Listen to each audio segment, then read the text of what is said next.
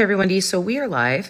My name is Beverly. I previously shared on my page, and I think it's actually very apropos that my very first TikTok, which was earlier in the day, was about my experience being at the 12th annual vigil for gun violence victims and survivors of a variety of different scenarios, including myself, who's a survivor of the Highland Park mass shooting. And less than a few hours later, we now have another mass shooting that is developing right now with several folks that are dead up in Wisconsin. And so here's what's going to happen. There's going to be media coverage. You are going to feel called to either offer your thoughts and prayers, state enough is enough, offer your comments within the zeitgeist, continue the dialogue, right? And that is important. That is great. And also, I implore you to honor these victims, these survivors, these communities with action. Honor with action. Please contact your local Moms Demand Action, Students Demand Action, Everytown, Strides for Peace, these organizations who are on the ground right now, because there's a knee jerk, right, psychologically, where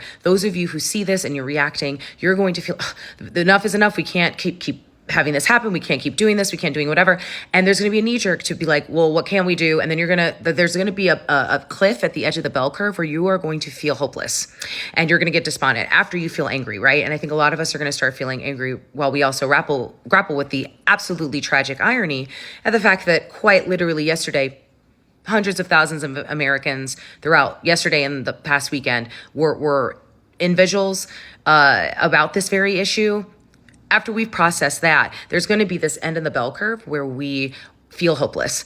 And before we get to that place, you don't have to, because there are organizations right now on the ground right now who are doing the work. They are looking for you. They are looking for all types of support, whether that be virtual, in person, whatever the case. They've been doing it. And so before we get to the place of hopelessness where the media stops covering it, the communities are left behind, the victims are their names blow in the wind for the vast majority of the population, while their families and communities will never be the same. Please honor these situations with action. Resist the urge for thoughts and prayers. Resist the urge for enough is enough.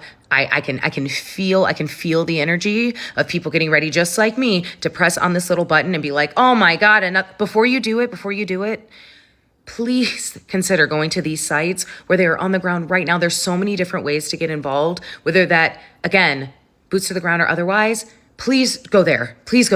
Because the more people that we have going and organizing in those spaces and coming together in community in those spaces, regardless of where you come from, regardless of where you stand on the guns, before we enter a space where helplessness and anger and division continue to facilitate aggressive dialogue, people are still dying. And clearly it isn't enough that we're having vigils, right? Because we're trying to honor these folks and stand in remembrance of these folks and literally not 24 hours later. Not 24 hours later. So if you can please resist the urge to do that and then head to those sites that I mentioned, I will tag them below.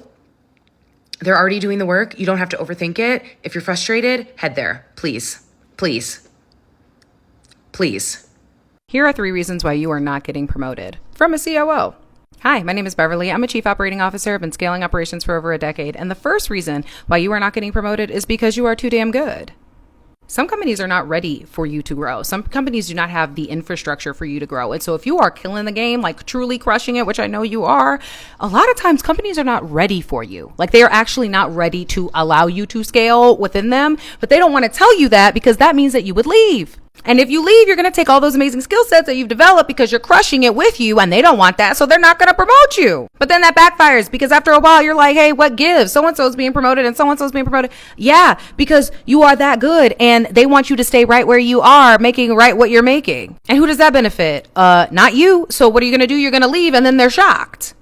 And you're frustrated the whole time. Like you're seeing all these people who've been promoted, not realizing the whole reason why you have not been is because you are that ish. And they cannot, frankly, afford you or have the infrastructure to support you if you continue to grow as fast as you are. The second reason that you are not growing is because maybe you aren't ready. And not in the way that you think. I am saying truly, there are things that as you continue to climb that you are sometimes being protected from when you are not getting promoted. And that may sound like really weird considering the fact that oftentimes promotion means more money, more benefits, more whatever. But oftentimes it also means more problemos. It's like Biggie said, more money, more problems. But instead of that, you might be looking around going, wait, how come everybody else is being promoted? I get along with the team. I get along with my leaders. I'm thinking I'm crushing it. This does not add up. And in reality, you're not being promoted. You're being protected. There is stuff that's happening above you that you may have no clue about. And as a chief operating officer, let me tell you, sometimes you are being protected from what's going on behind the scenes. That doesn't make it any less painful when you are being passed over or when there are situations that you feel are passing you by. Always advocate for yourself, but sometimes you truly are being protected by leaders who actually truly value you and want to spare you from some of the ish that's happening up top.